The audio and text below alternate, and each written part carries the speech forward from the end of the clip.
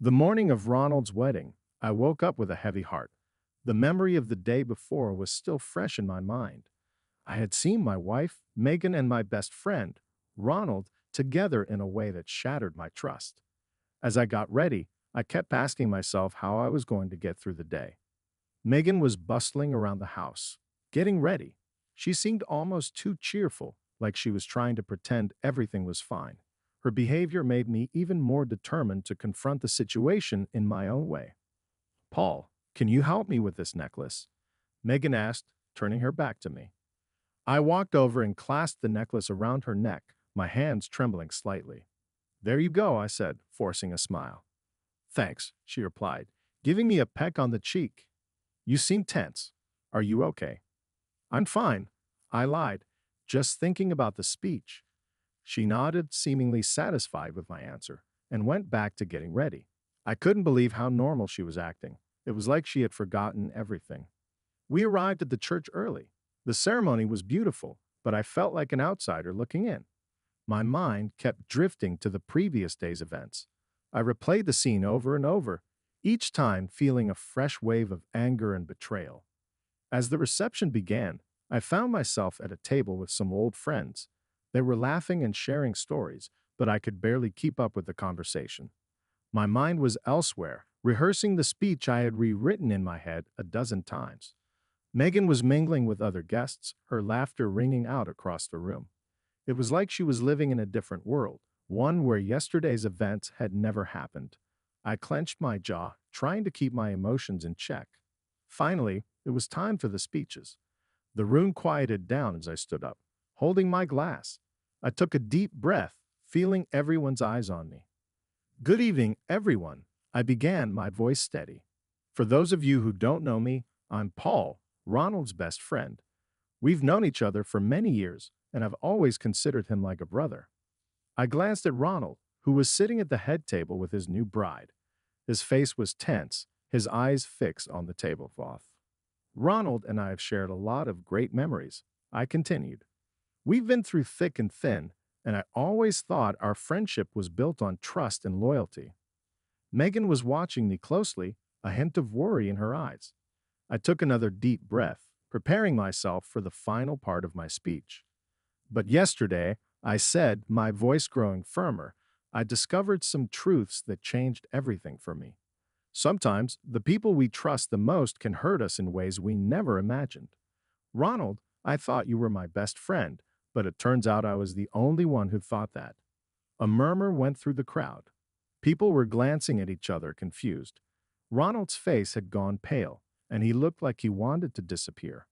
I can't stay and celebrate this lie, I said, my voice breaking slightly. So I'll be leaving with my son now. Ronald, please take good care of my wife. The room was silent, the weight of my words hanging in the air. I set down the microphone and walked out, my son in my arms. Megan's voice called after me, but I didn't look back. Paul, wait, she cried, but I kept walking, determined to leave that part of my life behind. As I drove home, a strange sense of relief washed over me. It was over. The truth was out, and now I could start to heal one step at a time. After the wedding, the drive home was a blur. My son slept in his car seat, blissfully unaware of the turmoil swirling around him. I parked the car in our driveway, sat there for a moment, and took a deep breath. It was time to confront Megan. I couldn't keep living with this weight on my chest. As I walked into the house, the familiar surroundings felt strangely foreign. Megan wasn't home yet, probably still at the wedding. I put my son to bed and waited, the silence of the house pressing in on me. Hours passed before I heard the front door open. Megan walked in, her makeup smudged from a long day, but she looked radiant as ever. She saw me sitting on the couch, and her smile faltered. Paul, you're still up? She asked, her voice tinged with surprise. Yeah, we need to talk, I replied, my tone leaving no room for doubt. She hesitated for a moment, then sat down across from me. What is it? She asked, trying to sound casual but failing miserably. I took a deep breath, trying to steady my nerves. I know about you and Ronald, I said quietly. I saw you both yesterday. Her face went pale, and she looked like she might faint. Paul, I can explain, she started, her voice trembling. Explain what, Megan? That you were cheating on me with my best friend? I snapped, unable to keep the anger out of my voice. Tears welled up in her eyes. It was a mistake, Paul. It was just a one-time thing. I never meant to hurt you. A one-time thing. I echoed, feeling a mix of anger and disbelief. You were in our home, with our son right there. How could you do this to us? She started to cry, her shoulders shaking with sobs. I'm so sorry. I was feeling so lonely and sick all the time. Ronald was just there for me in a way I needed.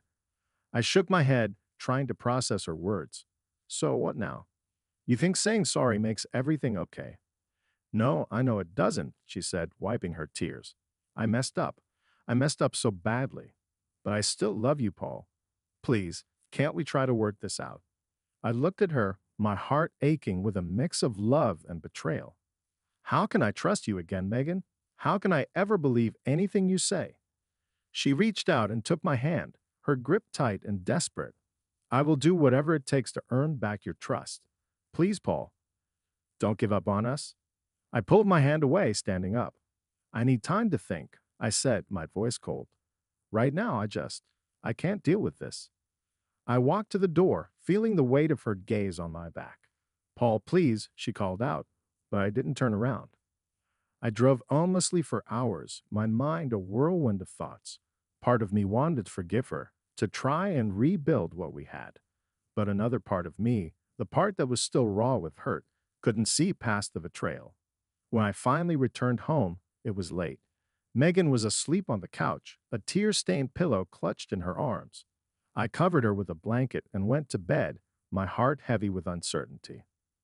The next few days were a blur of awkward silences and forced conversations. We tried to keep things normal for our son's sake, but the tension was palpable.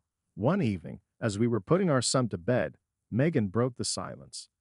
Paul, I need to know what you're thinking, she said softly, her eyes pleading. I sighed, rubbing my temples. I don't know, Megan. Part of me wants to try and work things out, but another part of me is so angry and hurt. I don't know if I can get past this. She nodded, tears streaming down her face. I understand. Just please, don't shut me out. Let's talk about it, even if it's hard. We owe it to ourselves and our son to at least try. I looked at her, seeing the sincerity in her eyes. Maybe she was right. Maybe we owed it to our family to try. But it was going to take time, patience, and a lot of hard work to rebuild what had been broken. And even then, there were no guarantees. Okay, I said finally. We'll try, but it's not going to be easy. She nodded, a glimmer of hope in her eyes. I know, and I'm willing to do whatever it takes. As we sat there, holding hands in the dim light of our son's room, I realized that this was just the beginning of a long and difficult journey. But at least we were taking the first step together. The days following our confrontation were some of the hardest I had ever faced.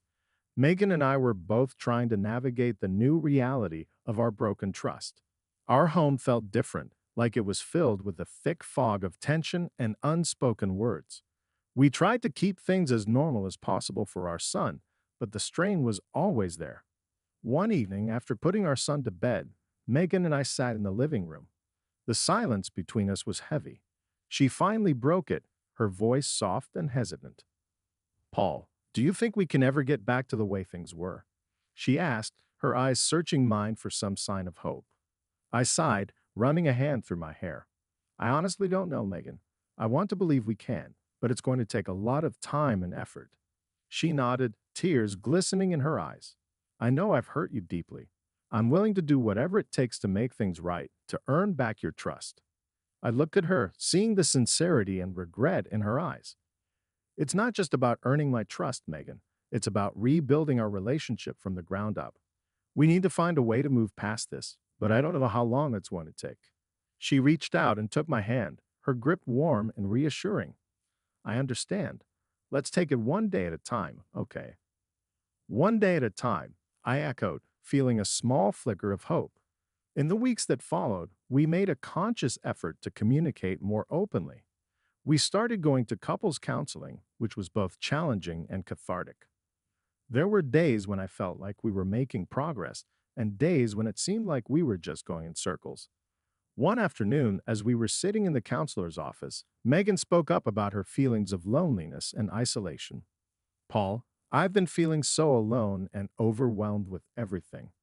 The pregnancy, taking care of our son, and just trying to keep everything together. I reached out to Ronald because I didn't know how to reach out to you, she said, her voice breaking. I looked at her, feeling a pang of guilt. I didn't realize you were feeling that way, Megan. I guess I was so caught up in my own world that I didn't see what was happening right in front of me. The counselor nodded, her expression thoughtful. It's important for both of you to acknowledge each other's feelings and find ways to support each other better. This process is about understanding, forgiveness, and rebuilding. After the session, we walked out of the office hand in hand, feeling a little more connected. As we drove home, Megan turned to me, her eyes filled with determination. Paul, I want us to be stronger than ever. I know it won't be easy, but I'm committed to making this work. I squeezed her hand, feeling a renewed sense of hope. Me too, Megan, me too. Life slowly started to find a new rhythm. Megan and I spent more time together, talking and reconnecting. We made an effort to do things as a family, creating new memories to replace the painful ones. One evening, we were sitting on the porch, watching our son play in the yard. Megan looked at me, a smile playing on her lips. Remember when we used to dream about our future, having a family and growing old together? She asked. I nodded, a smile tugging at my own lips. Yeah, I remember. Those dreams are still possible, Megan. We just have to work a little harder to make them come true. She leaned her head on my shoulder, and for the first time in a long while, I felt a sense of peace. We had a long way to go, but we were on the right path. As the sun set, casting a warm glow over our home, I realized that life after the storm was about more than just surviving. It was about rebuilding, growing, and finding new strength in each other. And with every small step we took, we were moving closer to a future filled with hope and possibility. The months following our decision to rebuild our relationship were filled with small victories and setbacks. It wasn't easy, but every day brought us a little closer to healing. Megan and I were determined to make it work, not just for ourselves, but for our son and the baby on the way. One crisp Saturday morning, Megan and I decided to take our son to the park. The autumn leaves were a vibrant mix of reds and oranges, and the cool air was refreshing. As our son ran ahead, chasing after a squirrel, Megan and I walked hand in hand, enjoying the moment.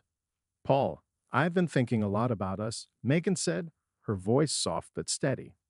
Oh? What about? I asked, squeezing her hand gently. I know we've been through a lot, but I really believe we can come out stronger on the other side. I've been reading some books about relationships and forgiveness, and they've given me a lot of hope, she said, looking up at me with a hopeful smile. I smiled back, feeling a warmth in my chest. I've been doing a lot of thinking, too. I know it hasn't been easy, but I can see the effort you're putting in. It means a lot to me. We found a bench and sat down, watching our son play. Megan turned to me, her eyes serious. Paul, I want to renew our vows. I want to start fresh and make new promises to each other. Her words took me by surprise, but as I thought about it, I realized it was exactly what we needed. I think that's a great idea, Megan. Let's do it. Over the next few weeks, we planned a small, intimate ceremony with just close family and friends. We wanted it to be a celebration of our new beginning, a way to acknowledge our past and look forward to our future. The day of the ceremony was perfect. The sky was clear, and the air was filled with the scent of blooming flowers. Megan looked beautiful in a simple white dress, her smile radiant. As we stood in front of our loved ones, I felt a sense of peace and happiness that I hadn't felt in a long time. Paul, from the moment I met you, I knew you were special. We've been through so much together, and even though we've had our challenges, my love for you has only grown stronger. Today, I promise to be your partner, your confidant, and your best friend. I vow to support you, to trust you, and to always work together to overcome any obstacles we face. Megan said, her voice steady and filled with emotion. I took her hands in mine, looking into her eyes. Megan, you are my rock, my anchor. Through the good times and the bad, you have always been there for me. Today, I promise to be your protector, your cheerleader, and your biggest supporter. I vow to cherish you, to listen to you, and to always put our family first. Together, we can face anything. Our vows were met with applause and cheers from our family and friends. As we kissed, I felt a weight lift off my shoulders. This was our new beginning, a chance to build something even stronger. After the ceremony, we had a small reception at our home. There was laughter, music, and the sound of children playing. It felt like a dream, one that I didn't want to end. Later that evening, as the sun set and the guests began to leave, Megan and I sat on the porch, holding hands. The warm glow of the setting sun bathed everything in a golden light. Paul, today was perfect, Megan said, leaning her head on my shoulder. It really was, I agreed, feeling a sense of contentment. We have a lot to look forward to, she continued. A new baby, new memories, and a fresh start.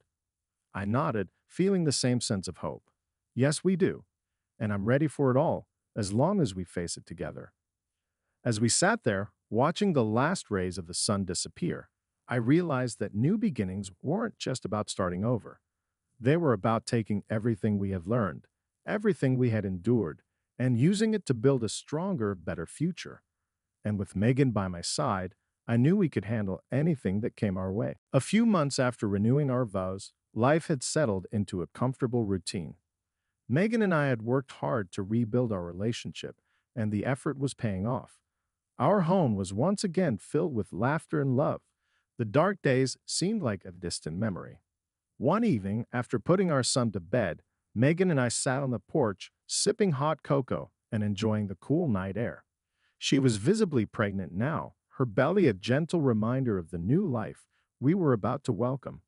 Paul, I've been thinking about names for the baby, Megan said, her eyes sparkling with excitement. Yeah, what do you have in mind? I asked, curious. I was thinking about Emma if it's a girl and Ethan if it's a boy. What do you think? She asked, looking at me with hopeful eyes. I smiled, nodding in approval. I love those names. Emma or Ethan, either one sounds perfect. Megan reached out and took my hand, her touch warm and reassuring. I'm so excited for this new chapter in our lives, Paul. I know we've been through a lot, but I really believe our future is bright. I squeezed her hand, feeling a surge of gratitude and love. Me too, Megan. We've come a long way, and I couldn't have done it without you. As we sat there, talking about the future, I felt a sense of peace. The past was behind us, and we were moving forward together. The months flew by, and before we knew it, it was time for the baby to arrive. Megan went into labor early one morning, and we rushed to the hospital. The hours that followed were a blur of anxiety and excitement. Finally, after what felt like an eternity, the doctor handed us a beautiful baby girl. Tears of joy streamed down Megan's face as she held Emma for the first time. She's perfect, Megan whispered, her voice filled with emotion. I look at our daughter, feeling a profound sense of awe and love. She really is, I agreed, my heart swelling with pride. Our lives changed in so many wonderful ways after Emma's arrival. Our days were filled with the sweet chaos of caring for a newborn, and our nights were a mix of sleeplessness and quiet moments of joy. One evening, a few weeks after bringing Emma home, Megan and I were sitting in the nursery, watching her sleep. Our son peeked in, his eyes wide with curiosity. Can I hold her? He asked, his voice full of wonder. Megan smiled and nodded. Of course, sweetheart. Come sit with me. She helped him climb onto the chair and carefully placed Emma in his arms. He looked down at his sister, his expression softening with love. She's so small, he whispered, as if afraid to wake her. Yes, she is, I said, my voice gentle. But she'll grow up fast, just like you did. Our son looked up at me, his eyes shining. I'll help take care of her, Daddy. I felt a lump in my throat, touched by his innocence and kindness. I know you will, buddy. You're going to be a great big brother. As the days turned into weeks and the weeks into months, our family settled into a new rhythm.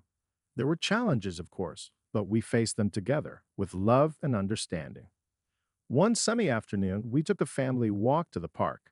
Our son ran ahead, laughing and playing, while Megan and I strolled behind, pushing Emma in her stroller. We stopped at a bench, watching our son climb the playground equipment with boundless energy. Megan turned to me, her eyes reflecting the sunlight. Paul, I couldn't be happier. Our family is everything I ever dreamed of. I wrapped my arm around her, pulling her close. I feel the same way.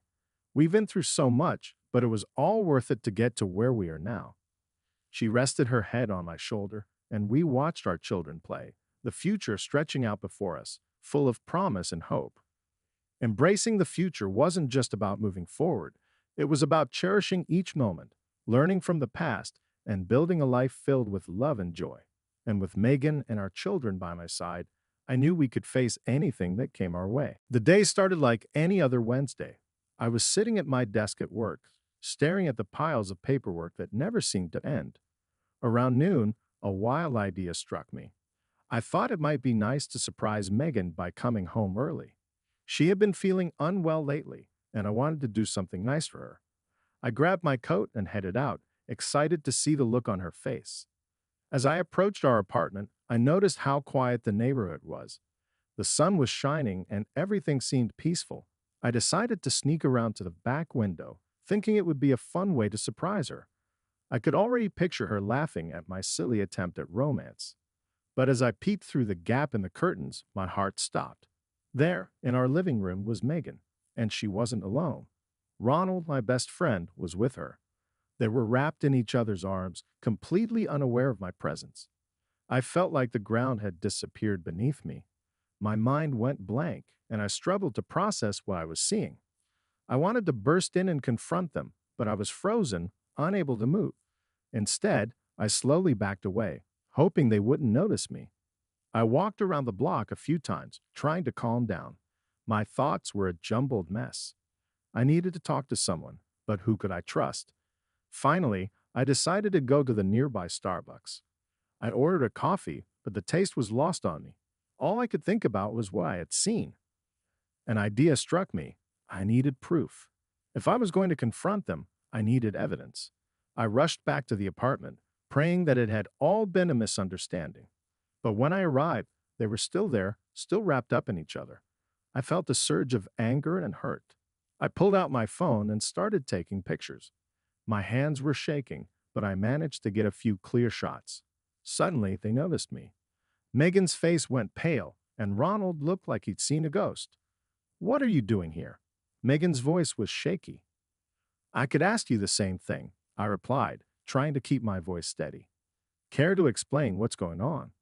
Ronald stammered, "Paul, it's not what it looks like." I laughed bitterly. "Oh, really? Because it looks pretty clear to me." Megan started to cry. "Paul, please, let's talk about this." "There's nothing to talk about," I said, my voice breaking. "I trusted you both, and this is what you do." I left before they could say anything more. I needed to think, to figure out what to do next. My mind was racing, but one thing was clear. My life would never be the same again. The night after discovering Megan and Ronald together, I barely slept. My mind was a storm of thoughts and emotions. How could they do this to me? How could they betray our friendship and marriage? And most importantly, how was I supposed to stand next to Ronald at his wedding the next day and pretend everything was fine? Morning came too quickly. I looked at the wedding invitation on the kitchen table, feeling a mix of dread and resolve. I knew I had to go. I needed to see this through, if only for some kind of closure. As I got ready, Megan acted as if nothing had happened. She was her usual self, humming a tune as she prepared for the wedding. The sight of her, so calm and composed, made my stomach churn. "Paul, do you think this dress looks good on me?" she asked, twirling in front of the mirror. I forced a smile. "Yeah, it looks nice," I replied, my voice strained. She noticed but didn't press further. Maybe she was hoping I'd forget about what I saw, or maybe she thought I wouldn't dare bring it up. We arrived at the church early. Megan left to get her hair and makeup done, leaving me alone with my thoughts. The minutes ticked by, each one feeling like an eternity. I kept going over what I would say in my speech, debating whether to expose their affair right then and there. Finally, the wedding began. Ronald looked nervous as he stood at the altar, but I knew it wasn't just pre-wedding jitters. He spotted me in the crowd, and for a brief moment, our eyes met. His face went pale, and he quickly looked away. The ceremony was beautiful, but it felt like a cruel joke. Here I was, watching my best friend marry someone else, knowing he had betrayed me the day before. When it came time for the reception, I felt like I was walking on a tightrope, trying to balance my anger and hurt with the need to keep things civil. During dinner, Megan acted like nothing was wrong, chatting and laughing with other guests. It was infuriating to watch. Paul, this food is amazing, don't you think? She said, smiling brightly. I nodded, barely able to swallow a bite. Yeah, it's great. Then came the moment I had been dreading, the best man speech. I stood up, holding my glass, and the room fell silent. My heart pounded in my chest as I looked out at the sea of expectant faces. Ladies and gentlemen, thank you for being here to celebrate this special day. I began, my voice steady despite the turmoil inside. Ronald has been my best friend for as long as I can remember. We've shared many good times together, and I always thought our friendship was built on trust and loyalty. I glanced at Ronald, who was avoiding my gaze. Megan was watching me intently, her smile faltering. But yesterday, I continued, I discovered some truths that changed everything for me. Sometimes, people we trust the most can hurt us in ways we never imagined. Ronald, I thought you were my best friend, but it turns out I was the only one who thought that. I can't stay and celebrate this lie, so I'll be leaving with my son now. Ronald, please take good care of my wife. The room was silent, everyone staring in shock. I set down the microphone and walked out, my son in my arms. Megan's voice called after me, but I didn't look back. Paul, wait. She cried, but I kept walking, determined to leave that part of my life behind. As I drove home, a strange sense of relief washed over me. It was over. The truth was out, and now I could start to heal, one step at a time.